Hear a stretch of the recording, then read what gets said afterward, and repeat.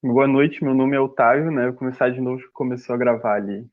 Meu nome é Otávio, sou professor de filosofia pelo Desafio, tenho formação em filosofia e faço um segundo curso em filosofia também. Então é uma área que eu gosto muito de estudar e é um prazer poder apresentar para vocês alguns temas periodicamente aqui dando aulas no Desafio, né? E assim nós vamos. Mais um minutinho. Quem tiver que entrar, vai entrar, senão depois vai ter que pegar o bonde andando. Falar abertamente um pouquinho sobre o tema de hoje, que é metafísica na Grécia Antiga.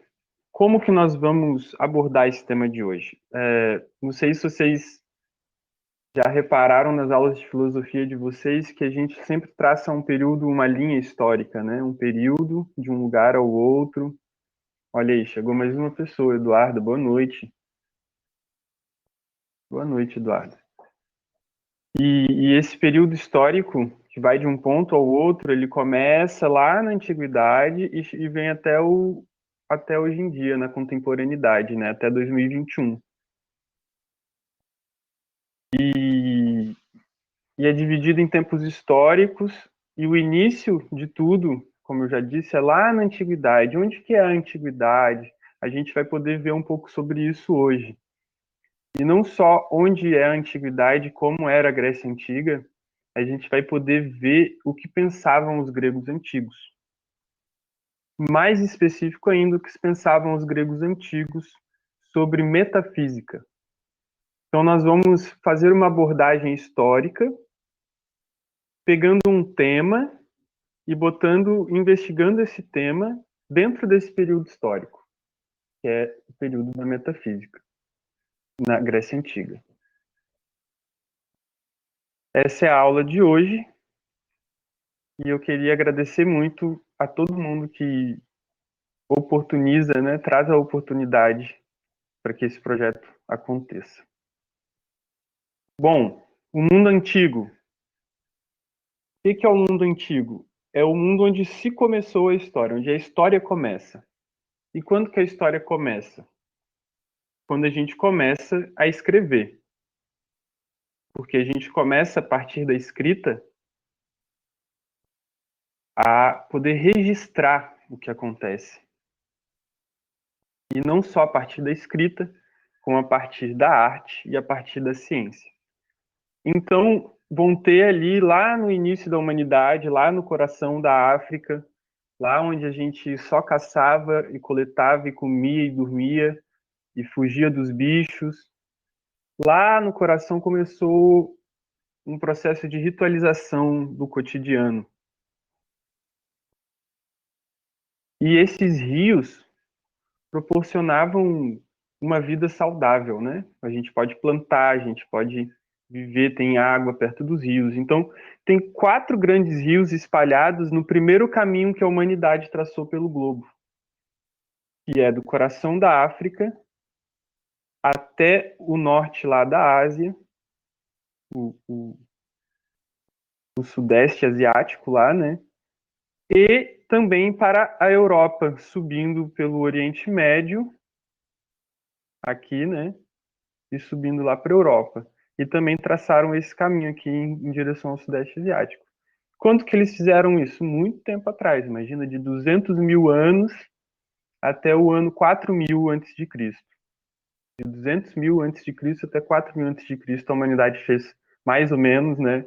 Estou chutando bem baixo aqui, pode ter levado muito mais tempo para a humanidade atravessar todo esse continente aí. E com isso, na sociedade egípcia, sociedade mesopotâmica, a sociedade indiana e aqui a sociedade chinesa e mais oriental ainda, vão se formar grandes civilizações. E essas civilizações vão ser responsáveis pelo quê? Pela invenção da escrita, os hieroglifos, a escrita cuneiforme, vão começar a registrar sobre os seus reinados, sobre os avanços que trouxeram em sua sociedade. E nesse período vai se inventar a arte, porque houve uma necessidade de ritualização da vida religiosa e da vida social pelo convívio em sociedade, né? E não mais pelo convívio migratório de bando. Então, as sociedades se ritualizavam e elas usavam a arte e a religião. E para poder inventar novas tecnologias, como, por exemplo, moinho, roda, plantio, poder arar a terra, né? Tudo isso advém do conhecimento científico. Mas isso não é sobre a Grécia, professor. É sobre a Grécia.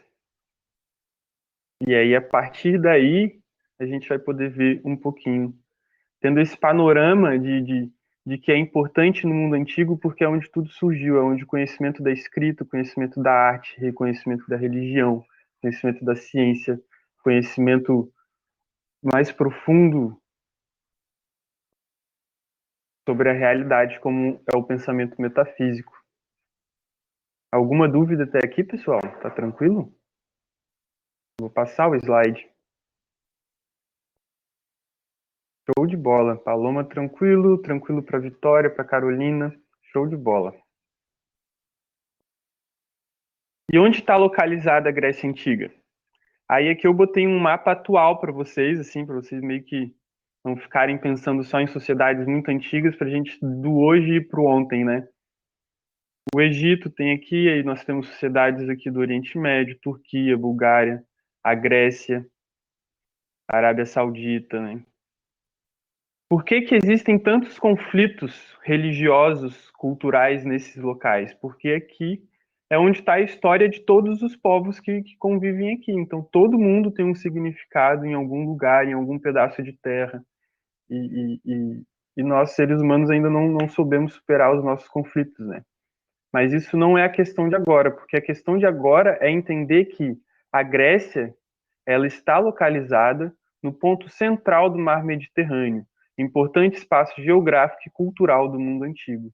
Porque a partir do mar Mediterrâneo, você consegue conectar a Europa com o Oriente Médio, você consegue conectar o norte da África com a Europa, você consegue conectar o norte da África com o Oriente Médio. Então, a Grécia, estando localizada aqui nessa península e nessas ilhas, é importantíssimo. Por que que é importantíssimo? Porque isso vai proporcionar forte comércio, porque ele é um caminho para todas as sociedades da época, vai proporcionar uma forte cultura e religião, porque vai ocorrer ali um grande sincretismo. E o que é o sincretismo? É uma absorção de outras culturas na cultura grega. Então a Grécia, ela vai ter uma grande facilidade em entrar em contato com outros povos e absorver a cultura desses outros povos, sendo eles o conhecimento matemático, científico, religioso, social, tudo isso a Grécia vai fazer com grande maestria. E isso vai proporcionar uma forte política, porque tendo tudo isso, você vai ter uma sociedade muito rica, né? E essa sociedade rica vai poder ter vão poder ter locais muito bem estabelecidos, cidades-estado, autonomia e independência. Então, as cidades onde surgiram a filosofia, que é ali em Atenas e na volta de Atenas, que são muitas cidades, eram cidades independentes, elas tinham um comércio próprio, elas tinham uma política própria e faziam o tempo todo um escambo com outras sociedades à sua volta. É para compreender bem, imagina, né, aquele filme 300 de Esparta, Guerra dos Espartanos, que eles vão negociar com os atenienses a invasão do continente grego, do território grego. E se não fosse toda essa negociação entre cidades muito fortes, né? Exércitos muito fortes, um comércio muito forte.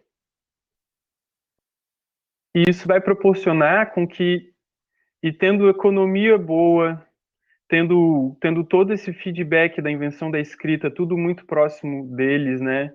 Tendo todo esse conhecimento matemático advindo do Egito, o conhecimento da astronomia advindo do Império da Babilônia, e etc., isso daí vai proporcionar com que a Grécia sistematize tudo isso. Então, e lá pelo período, e a gente está falando aqui ó, de 4.000 a.C. até 400, até 400 depois de Cristo. Esse 4.000 a.C. é lá do Império do Egito, do Império da Mesopotâmia e etc. E esse 400 depois de Cristo representa a queda do Império Romano no Ocidente. Então são 4.400 anos de história. E onde é que surge o pensamento filosófico? Onde é que surge o questionamento metafísico? Quando os gregos se perguntam o que é. Quando as pessoas olham à sua volta e se perguntam o que existe. E se isso existe, se isso que está na minha frente de fato existe, qual é a natureza disso? A palavra metafísica foi utilizada pela primeira vez pelo filósofo Andrônico de Rhodes, por volta do ano 50 a.C. Então ele já tá lá no turbilhão da filosofia já. A filosofia já está bombando aqui nos 50 a.C. E quem é Andrônico de Rhodes? Ele é discípulo de um dos principais filósofos e metafísicos da história, que é o Aristóteles. Então ele vai cunhar esse termo metafísica, metatafísica, aos tratados de Aristóteles que vinham depois dos tratados sobre a natureza física, sobre as leis da física, sobre o desenvolvimento da biologia e etc. Então, depois desses tratados, tinha os tratados sobre a realidade, sobre o que existe, sobre a essência das coisas. Então, depois da metafísica. Então, o conceito vai ser criado por Andrônico de Rhodes, em 50 a.C., porém, as pessoas já faziam metafísica antes.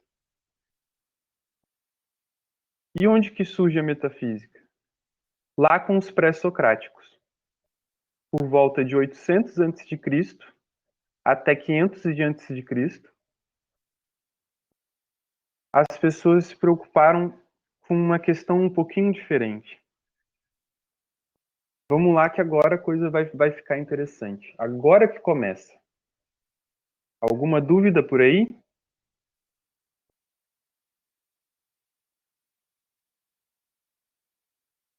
Esses slides vão para o Drive, vão logo depois da aula, eu vou jogar eles lá no Drive. E também creio que já tem no Drive um texto sobre essa aula, que vai estar falando tudo isso que eu estou falando para vocês escrito. Bem direitinho, bem tranquilinho. Show. Nenhuma dúvida para Carolina, nenhuma dúvida para Vitória. Vamos continuar.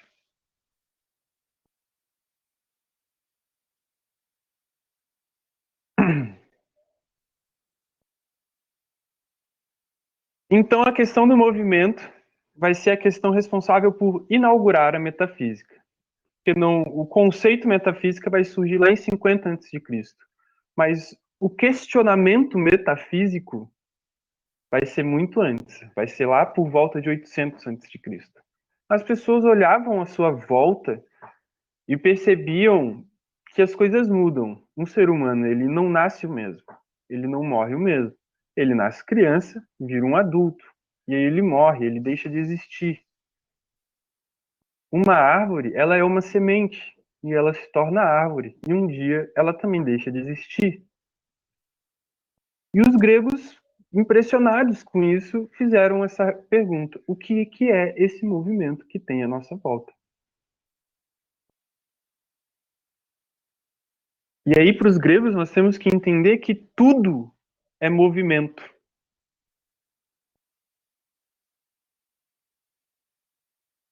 E se tudo é movimento, afinal, eu nasço, vivo e morro, por que as coisas continuam se mantendo ordenadas? Por que que, por que que eu nasço, vivo e morro, e isso é um movimento, mas por que que essa é a ordem e essa ordem nunca se altera? Por que que tem algo inalterável dentro de tudo que é mudança?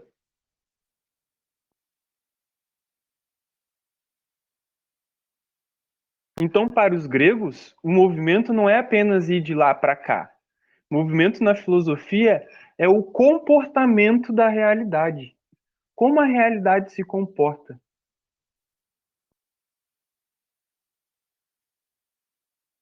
E não basta apenas para a metafísica descrever as leis da física, e é assim que a realidade se comporta. Porque, voltando aqui, a gente percebe que não é só apenas o que existe, mas qual é a essência daquilo que existe. Então, se as leis do movimento, as leis da gravidade me descrevem o comportamento da realidade, qual é a natureza desse processo? Então, se a realidade é perecível e ainda assim temos conhecimento das coisas eternas, como os números na matemática ou as leis da física na natureza. E aí, esse questionamento feito pelos filósofos pré-socráticos lá por volta do ano 800 antes de Cristo, vai permear toda a história da filosofia. E cada filósofo vai tentar dar uma solução para esse problema.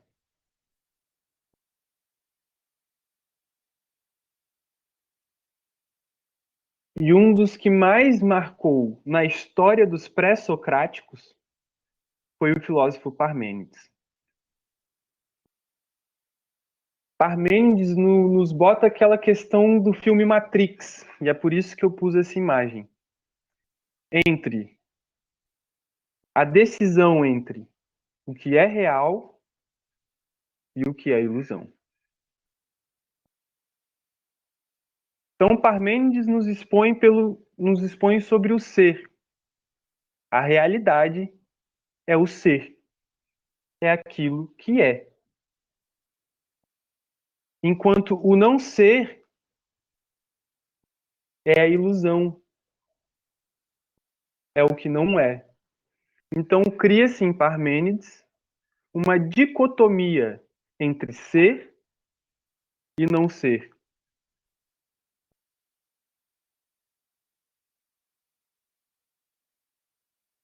O que está à nossa volta é o não ser,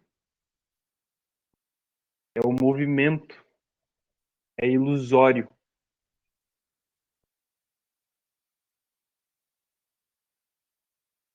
E para termos conhecimento sobre o ser, que é a realidade, que é o que é, por assim dizer, é necessária uma investigação racional a partir das leis do pensamento. Ou do pensamento. Não sei se tu pensa com a cabeça ou com o coração, mas a partir das leis do pensamento.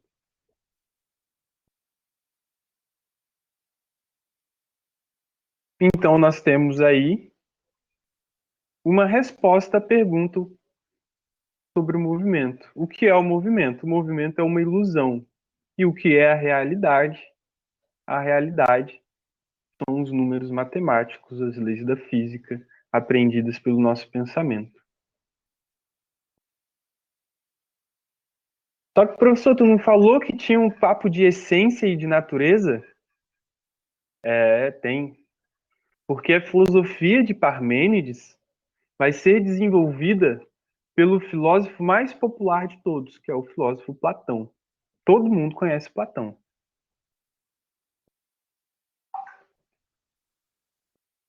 E o pessoal não só conhece Platão, como imagino que todo mundo já ouviu uma versão do mito da caverna. E aqui eu vou contar a minha para vocês. existem seres humanos ou existe um ser humano preso dentro de uma caverna. Ele tem uma limitação física que ele não consegue sair daqui. E ele nasceu aqui. E existe um outro ser humano que projeta sombras para esse ser humano que está preso. Esse ser humano que está preso nunca teve contato com nada mais na vida dele além das sombras. Então, para ele, tudo que existe são as sombras.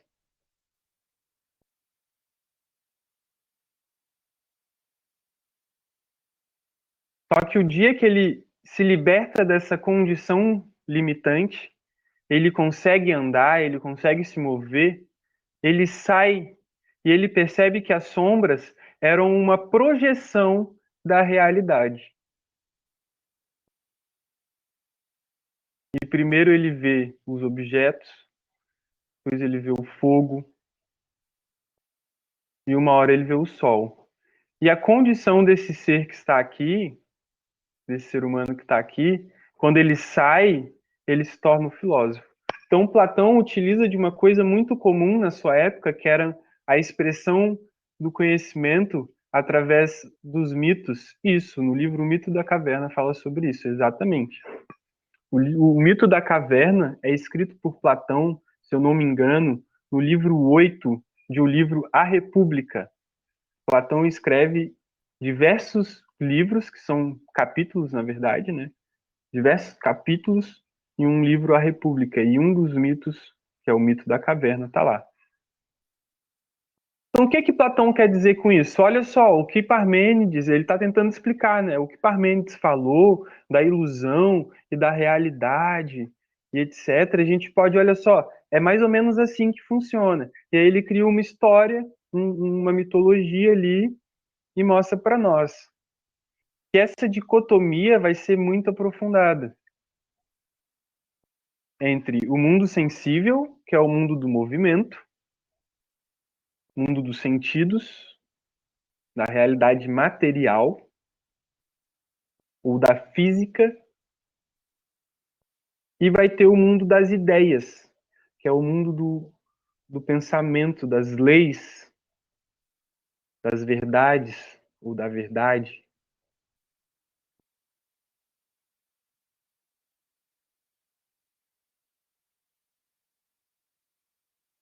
Para Platão, Parmênides está certo ao ligar a verdade ao mundo invisível, o mundo das identidades, ou seja, o mundo das ideias, o mundo das identidades, aquilo que é o ser.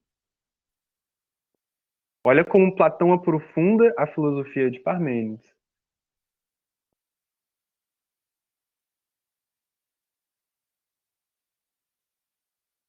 E Platão classifica o mundo sensível como um mundo dos contrários e do mutável. O movimento, aquilo que muda, dos contrários.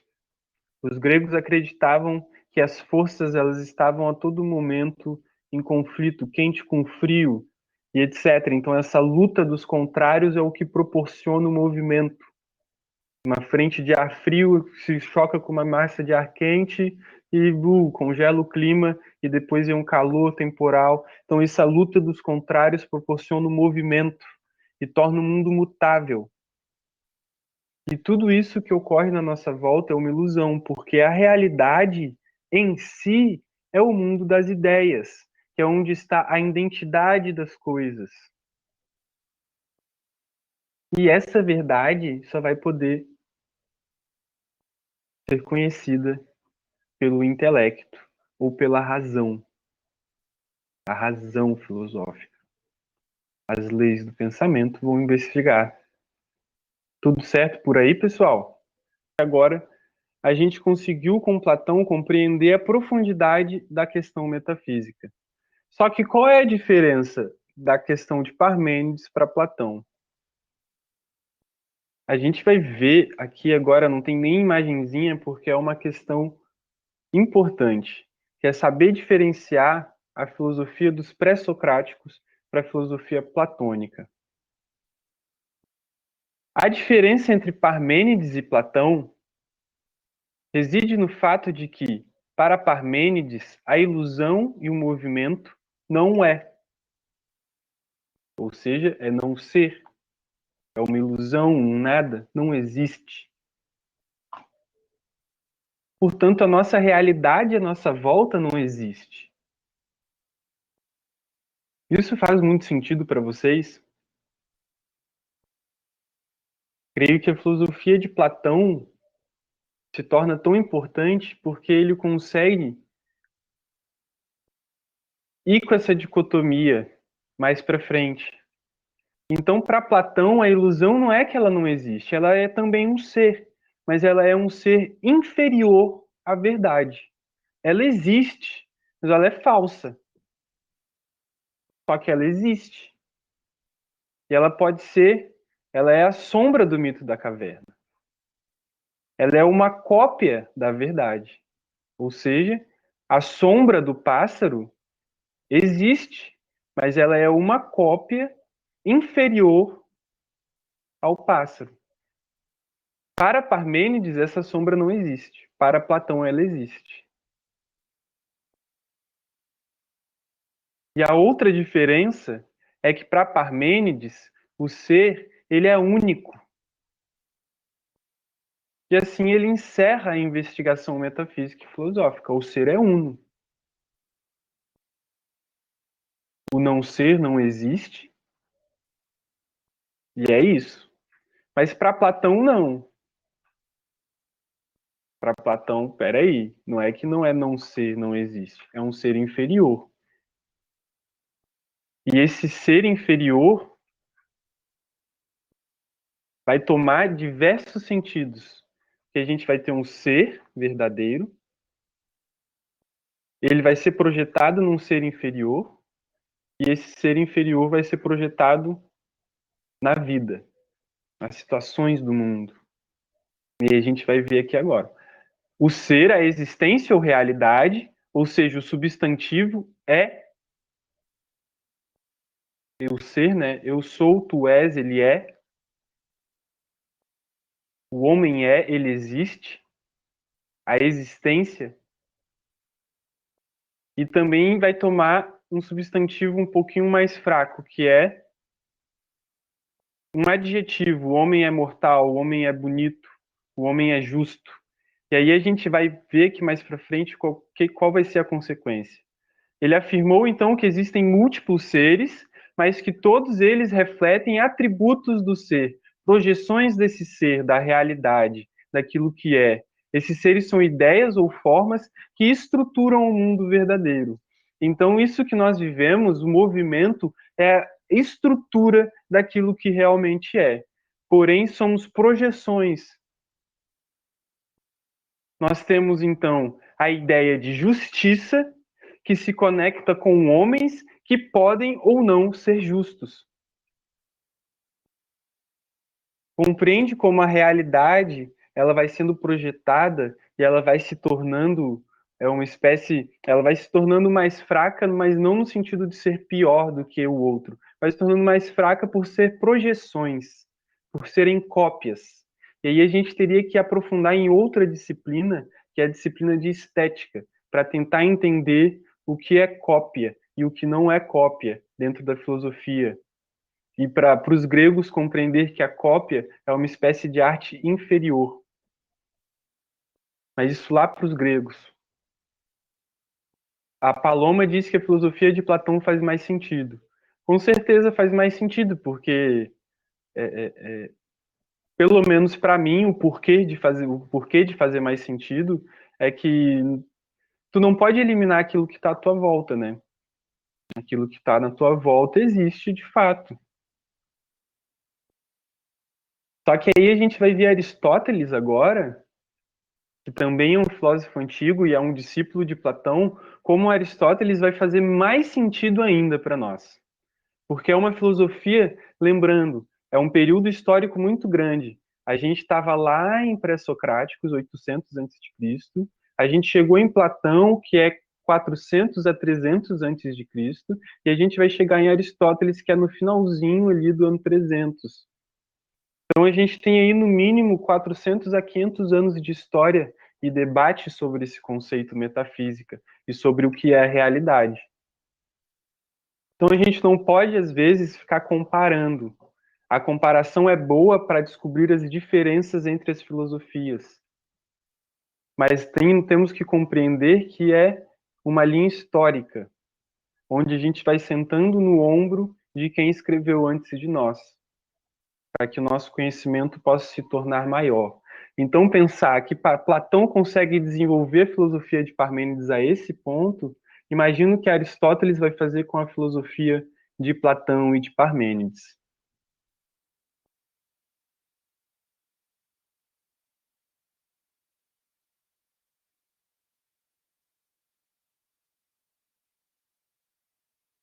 E a gente chega em Aristóteles. E o primeiro ponto a se compreender da filosofia de Aristóteles é que Aristóteles não vai entender o mundo na dicotomia de Parmênides e de Platão. Mas ele vai onde existe o mundo da matéria, o mundo sensível e o mundo das ideias, das formas. Ele vai compreender esse mundo sensível, o mundo real, e que a essência desse mundo real é em si a sua multiplicidade e a mudança. Ele não vai precisar de um mundo além do mundo sensível. Ele vai dizer que a essência desse mundo sensível é a própria realidade. E essa realidade, em sua estrutura, é todos esses seres diferentes um do outro e toda essa mudança, todo esse conflito entre as forças. Então, a pergunta, ela vai do que é a realidade. Eles descobrem que por trás da realidade existe uma essência que eles vão chamar dos números matemáticos, das leis da física, das formas perfeitas, geométricas, né? E que tudo isso é ilusão. Aí Platão vai dizer, não, isso não é ilusão, isso é uma realidade, mas uma realidade inferior ao mundo das formas. Você não acha na natureza um círculo totalmente perfeito, você não acha um quadrado totalmente perfeito, né? Mas aí o Aristóteles vai olhar e vai dizer, bom, que é a realidade é o movimento, e a essência desse movimento é o seu próprio movimento, é a sua própria mudança. E isso tudo está nos objetos, nos homens, está nas ações, e tudo isso deve ser conhecido pela filosofia a partir da racionalidade. Então percebe como os filósofos eles descobriram as leis do pensamento, as leis matemáticas, e eles se aprofundaram naquilo. E aí chegou um dos filósofos e falou: opa, isso aí que vocês estão falando tem sentido, as leis dos pensamentos e tal, mas a gente está deixando de olhar para esse lado aqui. Vamos completar essa questão? E esse lado aqui era a realidade. Aí tem um quadro aqui, a nossa realidade, né? Montanhas, sol, nuvens, chuva e por aí vai. Tudo isso emana essência, né? Tudo isso são as essências, a multiplicidade dos seres e a própria mudança. É um pouco mais difícil de compreender, porque a gente está muito acostumado com essa dicotomia platônica do mundo da aparência e do mundo das ideias. Tudo isso é sempre muito apresentado para nós nos filmes na coisa popular. Mas quando a gente entra em Aristóteles é quando a gente começa a ver o que a ciência faz de fato. Que é pegar um objeto de estudo e descobrir o que aquele objeto é.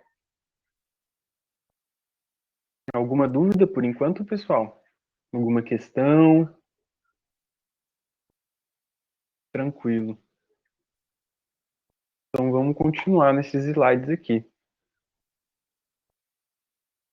Então Aristóteles ele vai negar que o movimento e a aparência sejam o mesmo,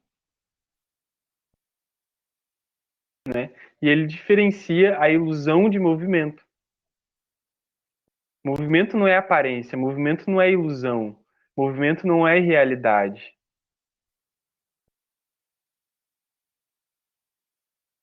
Para ele, a divisão vai estar naquilo que está em movimento e o que não está em movimento.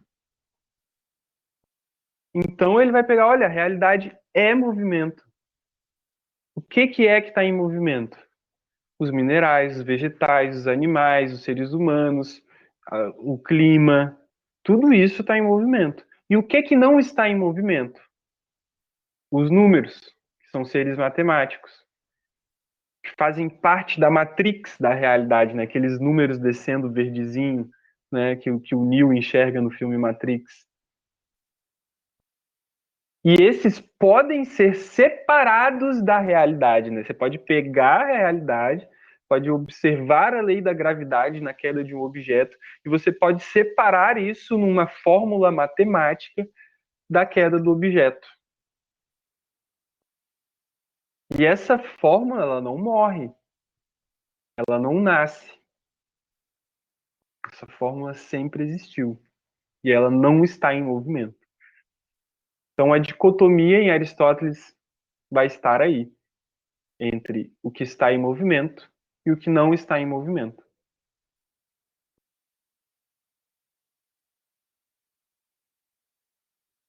E essa metafísica ela vai estar impregnada de conceitozinhos que vão inaugurar toda uma ciência antiga, que é a ciência da observação, que é observar a natureza, observar a realidade e concluir delas algumas leis. E quais leis e princípios são esses que Aristóteles, ao investigar a realidade, achou?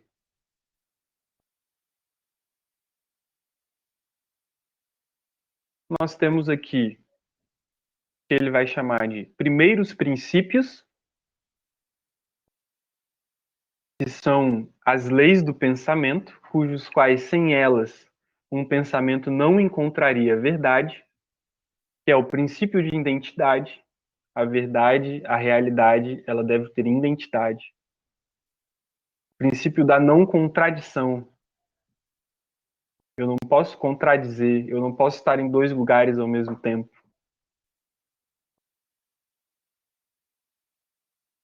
Né? São regras pelas quais a realidade é o que é. Sem elas, as realidades não funcionaria. E o princípio do terceiro excluído. Essas três regras, elas vão ser o quê? Vão ser as regras lógicas para um argumento racional, para um argumento científico.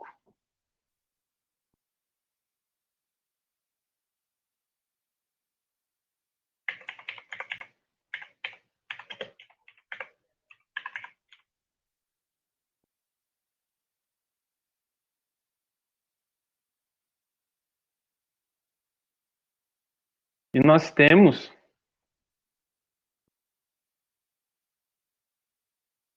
a terceira lei, que é, que é o terceiro excluído, que eu dei uma pesquisada aqui rapidinho, que eu não estava me lembrando, que é a questão de uma proposição é verdadeira ou a sua negação é verdadeira.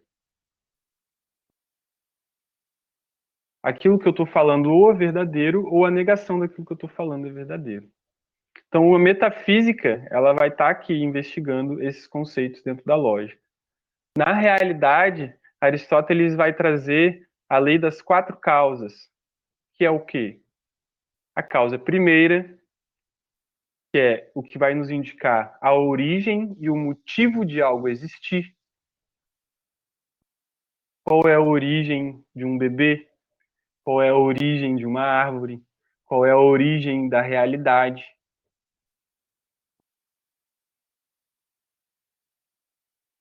Qual história, como surgiu o universo? Através do Big Bang? Deus criou? Quando a gente está debatendo isso, é um debate metafísico. Qual é a origem do universo? Nós vamos ter a causa material, do que um ser é feito.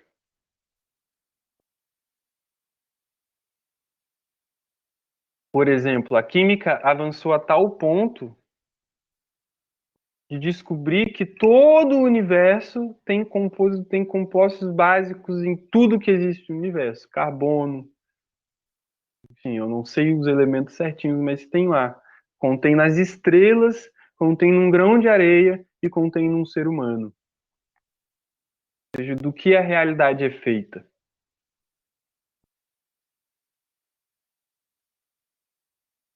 A causa eficiente, que demonstra como a matéria se forma para constituir uma essência.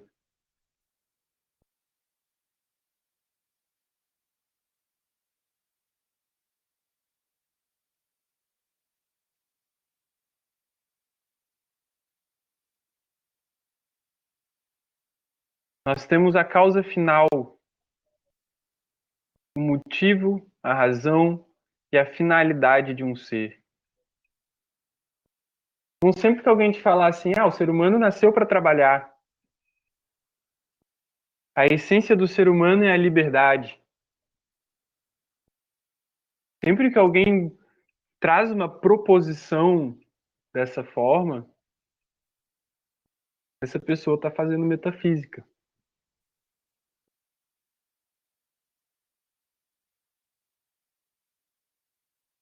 Mas uns conceitos que vão nos fazer compreender as quatro causas.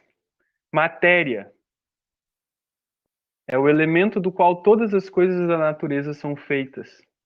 Tudo é feito de matéria. Ah, professor, a gente vive num mundo material. Tá aí o porquê que a gente vive num mundo material. Porque lá atrás alguém percebeu e alguém nomeou tudo que é físico, tudo que é natureza de matéria. Tudo é feito de matéria. Forma é o que determina e individualiza o ser. Ah, professor, é que essa é a minha forma de ser. Isso daí é como você se individualiza. Isso é o que determina como você age no mundo.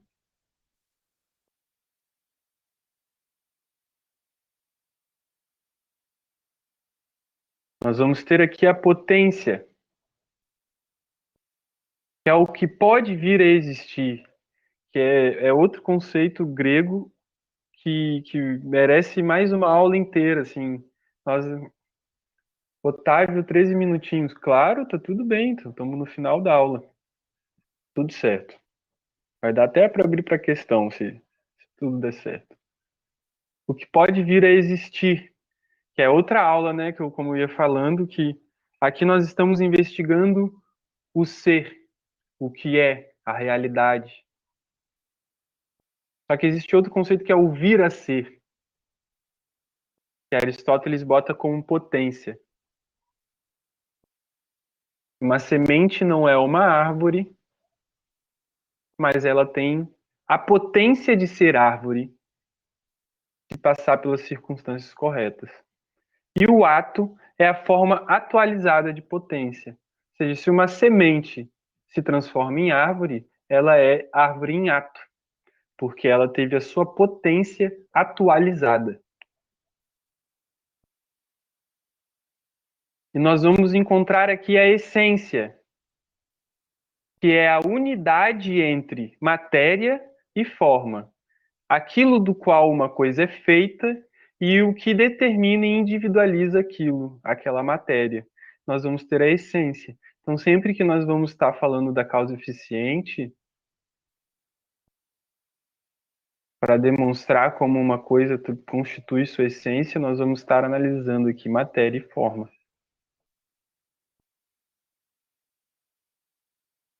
Nós temos o acidente, que é propriedade ou atributo que pode ter sem deixar de ser o que é.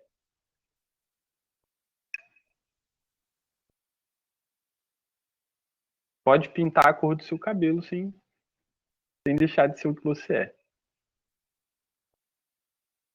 Uma pedra, uma montanha pode virar pedra, uma pedra pode virar montanha. E nunca vai deixar de ser o que é.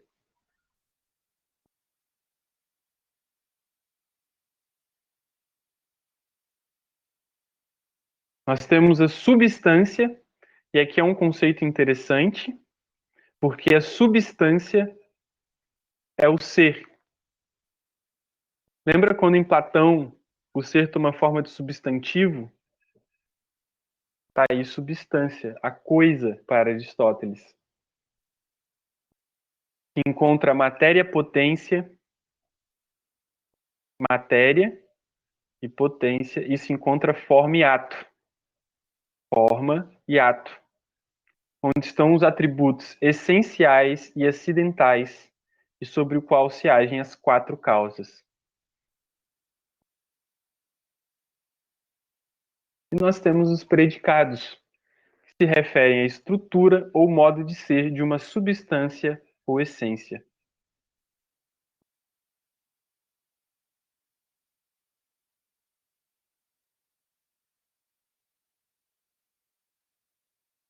Então, vamos ver que em Aristóteles não vai existir um ser inferior como em Platão. Nós vamos ver em Aristóteles que vão existir seres, muitos, muitos e muitos seres. E a filosofia de Aristóteles vai levar a gente a investigar a realidade, a natureza, as coisas físicas.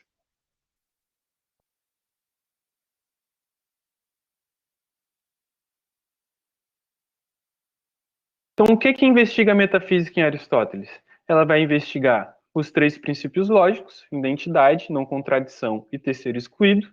Ela vai investigar o que faz um ser, o que é esse ser, qual é a matéria, qual a sua potência, é forma, qual a sua forma, se é ato, o que faz esse ser como ele é, qual é a essência, quais são os predicados desse ser. E também vai investigar a substância individual ou primeira, e substância como espécie ou segunda. Ele vai olhar para o ser, que é do qual tudo advém, que é a origem. Para Aristóteles já é outra aula também, que é o motor imóvel, a coisa, o que é a substância primeira, do qual tudo vem, que é a sua espécie ou segunda.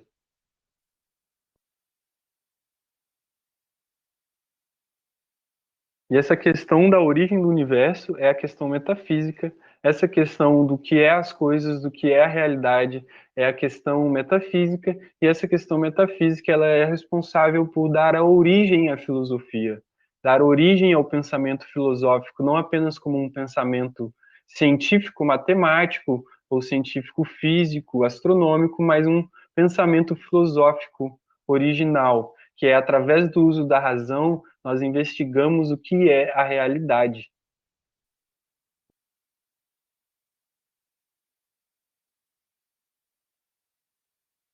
Então, nós vamos lá do primeiro slide, lá da Grécia Antiga, a invenção da escrita. A Grécia está no meio daquele burburinho todo. Eles começam a questionar o que existe, o que não existe, e a natureza, né, percebem que tudo é um movimento. E a partir dessa questão de que tudo é movimento, eu elenquei aqui para vocês três filósofos que fazem um certo desenvolvimento da questão, que foi Parmênides, com o ser e o não ser, que foi Platão com o mundo das ideias e o mundo das aparências, e foi Aristóteles com a essência e a multiplicidade dos seres. Porém, existem muitos outros filósofos que vão dar muitas outras respostas para a questão: o que é o movimento, o que é a realidade, qual é a origem das coisas. E essa foi a aula de hoje. Meu muito obrigado a quem ficou aí até agora. Filosofia não é tranquilo, não é fácil, ainda mais um tema como esse de metafísica, intenso. Tratar ele em uma hora sobre Aristóteles, Platão e etc. é intenso. Sugiro a vocês, um, a ler o texto que foi deixado para vocês. Dois, a ter esse slide. E três, pesquisar as referências do texto que eu deixei lá para vocês. Foram 4 livros, muita coisa se acha na internet, muita coisa não. Se não achar, vai ter sempre um professor da filosofia disponível para vocês para tirar dúvida e aprofundar um pouco mais a questão. Queria agradecer aí a Filosofia Desafio, que proporciona tudo isso, agradecer aos alunos, quem esteve presente.